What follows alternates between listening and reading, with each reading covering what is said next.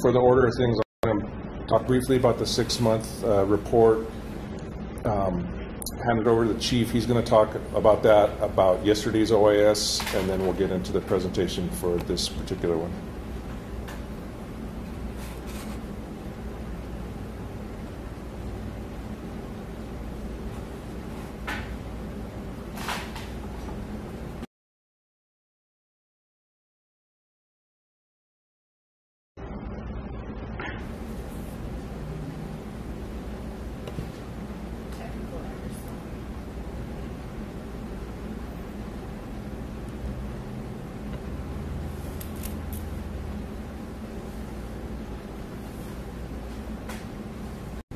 Good. Okay. So first of all, if you're not familiar, we have our 6-month review of OISs. Chief Medina started that in 2022 when we had the large number of officer-involved shootings. We issued a report that year, and then we later issued a report for the first half of 2023. So the idea is every 6 months we have a high-level team that's reviewing these shootings, looking at all of 6 opportunities for training or changing policies. So what we released today is for the final 6 months of 2023. And essentially you'll see in the report and in the news release, a couple things that jump out is every shooting involved in that particular 6-month span, the offender had a gun. And that was 7 different shootings, the offender had a gun. And in 2 of those shootings, the offender fired a weapon and struck officers. So that is a disturbing trend, and we're seeing the same thing kind of happen this year in 2024. A couple of other trends that we noticed were there was a lot of foot pursuits in the officer-involved shootings during that 6-month period. Chief could talk a little bit about that, but the department is looking at a policy dealing with foot pursuits and balancing the need to enforce a law with keeping officers safe. And so looking at what those foot pursuits are looking like, whether they need a foot pursuit, and how to keep officers safe, and look at the type of crime, that sort of thing. So we have an entire policy process, and that's just kicking off. So those are just some of the trends. You'll see a lot of the other trends looking at each individual shooting that the deputy chiefs and commanders noticed when they went through that. So that's that 6-month report. Chief Medina can talk about that and about the officer-involved shooting yesterday as well. Good afternoon, everybody. I just want to start with first thanking all of our officers for all of their hard work and everything that they do day in and day out. They put their life on the line. They're under more scrutiny than any other period of time for police officers. Everything they do is videotaped and scrutinized over and over. But the simple fact is this, that last 6-month review showed something alarming. All 7 individuals were armed with a firearm. 2 of them had fired at officers, 2 officers struck. We've had more officers hit with gunfire over the past several years than probably any other decade within the city and the police department's history. We are not a lawless society. There are consequences. And we need to start making sure that people are held accountable for their consequences so our officers are not put into deadly situations where deadly force needs to be used. Yesterday was another prime example of an individual who, quite frankly, should have been behind bars. As you research and find out more about that individual, you'll see that there was a lack of accountability on this individual, and our officers ended up having to face this individual using deadly force, and other people's lives were put in harm's way. We will continue to work hard to make the community safe, but it's very difficult for us to avoid officer-involved shootings when time and time again armed individuals who are under the influence of drugs and alcohol are coming across our officers, and our officers are having to make split-second decisions. So we will continue to review it every 6 months to see how we are progressing, to make sure that we're doing everything. We did see things that we could do better. We want to keep our officers safe and make sure that we have a good process for foot pursuits and how we're going to accomplish this. We want to see more perimeters. We want to see use of canine. But the bottom line is officer-involved shootings will reduce when the number of criminals in the community that are armed facing our officers is also reduced. So once again, I want to thank each and every one of our officers for the jobs they do each and every day. And thank you for risking your life for the safety of the community. and putting yourself in harm's way every day. Thank you. And just one other thing, so we actually have the name of the individual yesterday. It's Dale Medor, I think is his last name. It's D-A-L-E. Last name is M-E-A-D-O-R. Date of birth of 9/14/81. Turn it over to Commander.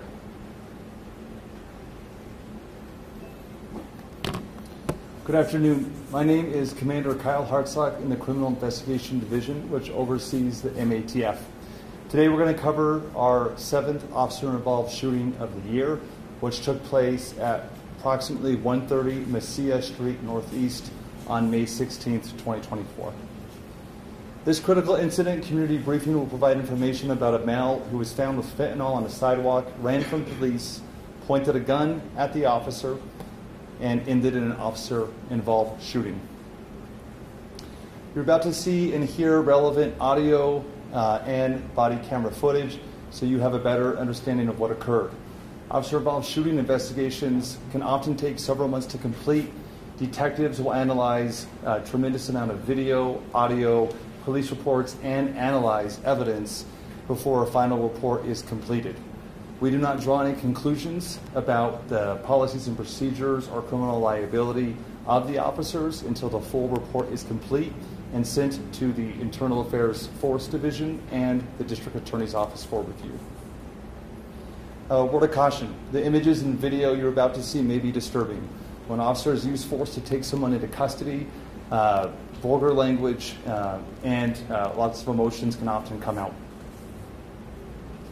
The officer involved in the shooting that day was Officer Kevin Gonzalez, who was hired in 2017. He has no prior officer-involved shootings. At the time, he was assigned to the Southeast PRT, or Proactive Response Team, and he is back on duty as of today. The subject that police shot at was 38-year-old Joey White of Albuquerque. This incident took place in the Southeast Area Command. One more. Officer Gonzalez, while on proactive patrol, had gotten an alert about a stolen car driving on Central near this address we're showing up here. While he was looking for the stolen car, he found Mr. White exiting a motel parking lot and locking a gate behind him that cars could travel into. Officer Gonzalez was in a marked patrol unit. He watched Mr. White ride a bicycle down the street towards Mesilla. Once there, he got out and saw him appearing to hold a bag of fentanyl in his hand. Officer Gonzalez approached him, told him he's under arrest for possessing fentanyl, and a foot chase nearly immediately started. As Officer Gonzalez chased after Mr. White, Mr. White started jumping over fences into yards, and produced a handgun and pointed it towards Officer Gonzalez, who fired at least 2 rounds. We'll go ahead and show you Officer Gonzalez's video now.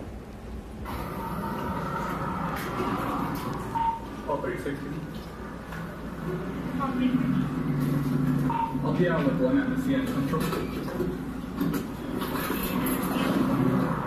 Yeah, the CN Central. What's your name?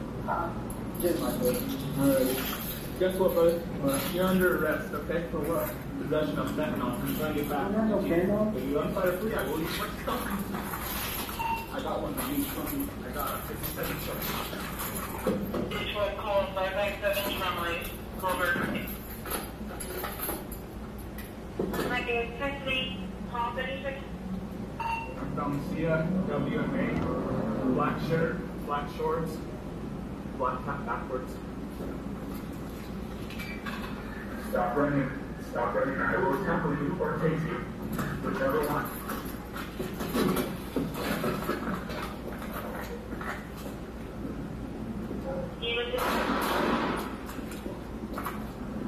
Yeah, pointed a gun at me, shot fired.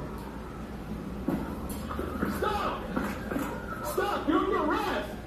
Stop! Stop, or I will shoot you! Stop! He went 1 north, he caught the wall. Stop! He's done through the yard. WMA, you've got a gun on him.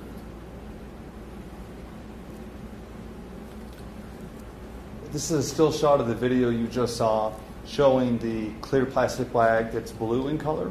That is what fentanyl looks like in the clear baggies. And we'll show you a close-up photo of that taken later on. You can click a couple through. Officers started setting up a perimeter. We believe Mr. White started jumping walls and started to make his way kind of to the street to the east of where he ran, which is Espanola, and was eventually found near on a roof or on the side of the house where officers spotted him and took him into custody. We'll now show you him being taken into custody.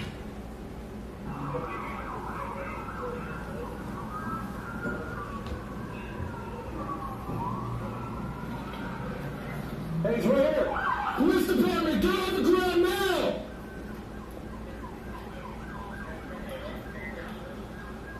Come over here, police department! 10-3 the air, 233 Espanola, black shirt, he's going to be on the roof. Put your fucking hands up! If you have a gun, you're gonna fucking get shot! I'm gonna fucking shoot you if you have a gun! 10-3, hands are up. He's coming out towards Espanola. Stay right there for now.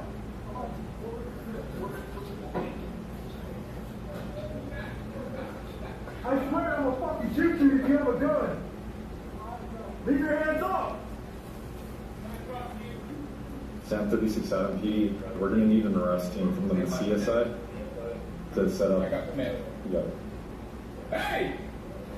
Look at me! Keep your hands all the way up! Go ahead. This is a still shot showing you where he was on the side of the house as police started to contact him. And we'll play you some more video of him being taken into custody. Look at me. I want you to understand the reality. If you jump down and you drop your hands, look at me. If you drop down and you drop your hands lower where I can't see them above that bush, you're likely going to get shot, man. Okay? Don't do it. But when you step down, you keep your hands all the way up. You understand me? Go ahead and start stepping down. Like that way? Yes, to me. Start stepping to me. Keep your hands up the whole time.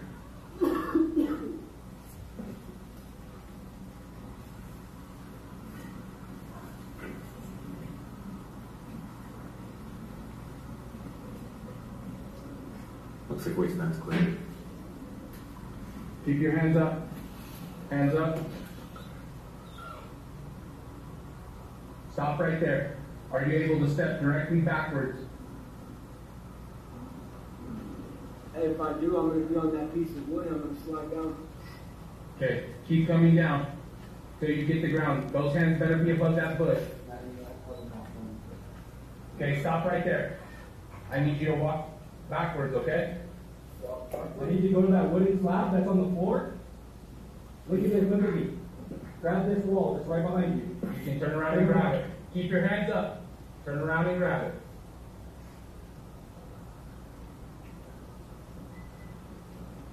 This wall. This one? Grab it. Slowly walk down towards me. They're doing good, man.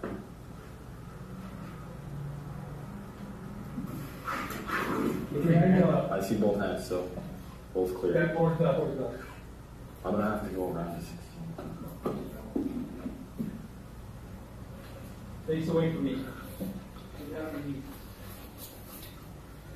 Keep your hands up. Don't move. Stay right there on you. Don't move. Hey, on my right arm, I have a metal plate in my arm, so just so you guys know. Okay, got you, man. Just stay right there, you're doing good.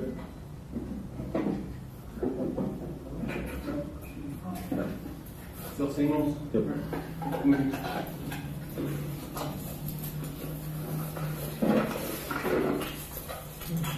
Go and bring your hands down.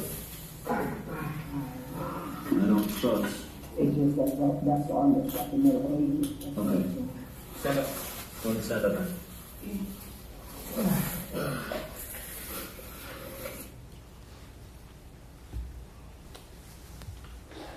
He was interviewed that night and stated that when he ran from officers, he did have a BB gun on him, that he did point at officers, but he had thrown the BB gun.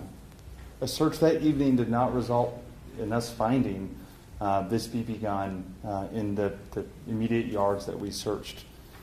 Shortly after his arrest, we were able to recover this telephone conversation after his arrest of him describing the police shooting. We'll play this for you now. And I felt the gun slipping from my backpack, and as soon as I felt the gun slip, I said, fuck it, I'm not going to stop, I'm already running, so I might as well just go. And I tried to get home, I swear to God, I tried to get home, I didn't think I was going to go down that street. But, yeah, if I would have had a faster bike, yeah, I would have been able to get away. I'm going to grab the next one. There should be one more. Oh, click on it.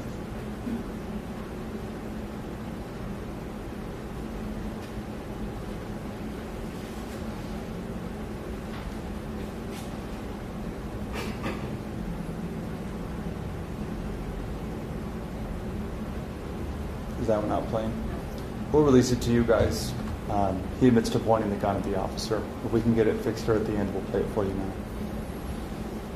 These are some of the photos from that night. That's Officer Gonzalez's unit when he pulled into the parking lot. Go ahead. This vehicle, which was in that parking lot, go ahead one more, did get struck by police gunfire. That's a rod just showing the angle the bullet entered the car. Nobody was in the car at the time. This is a photo of one of the casings from the officer's gun after he fired. Here's a photo of the second. Go ahead. On May 18th, police started canvassing some of the yards again in the area where he had ran. And again, we had lost contact with him as he jumped fences. And we were able to recover a gun that we believe Mr. White used. And it was not a BB gun, it was a real handgun. And we'll show you a clip right now where one of the detectives locates it.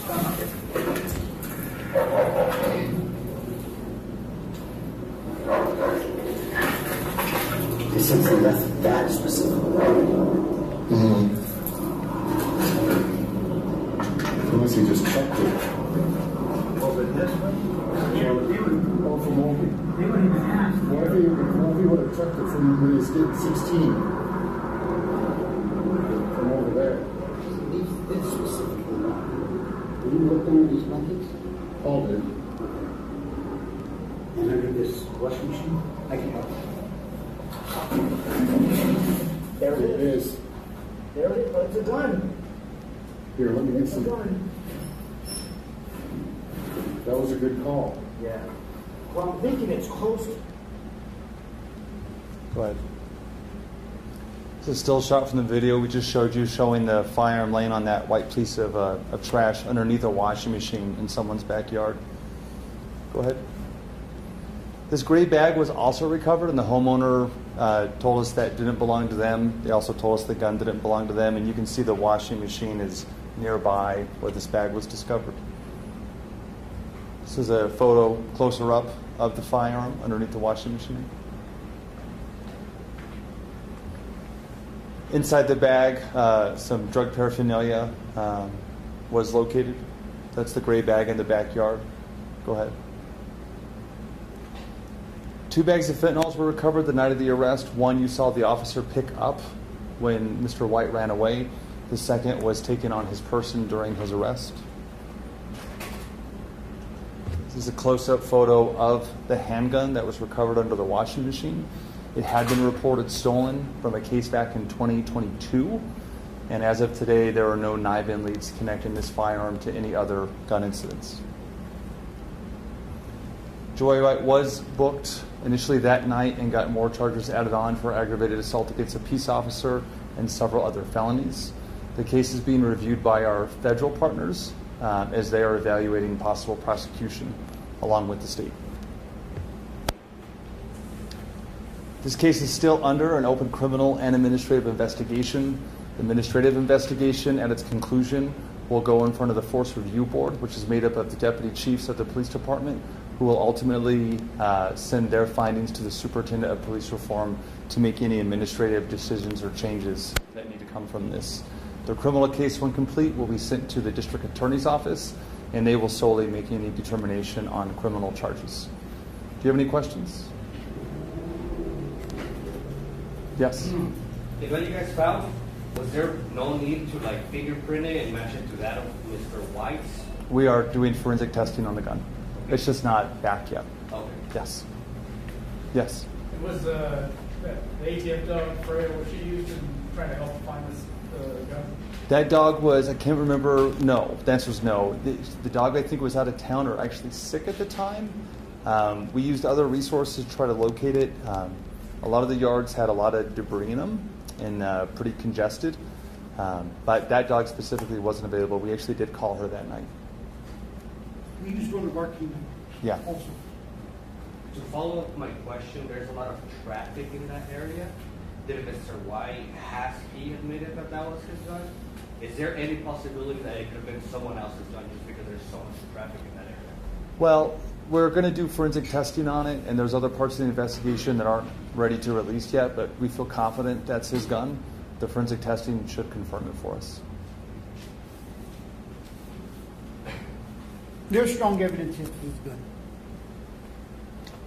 You know, I just want to talk a little bit about our auto theft problem. We've seen this time and time again, and I hope that our policymakers across the state and people who hold people accountable and work with us in the system recognize that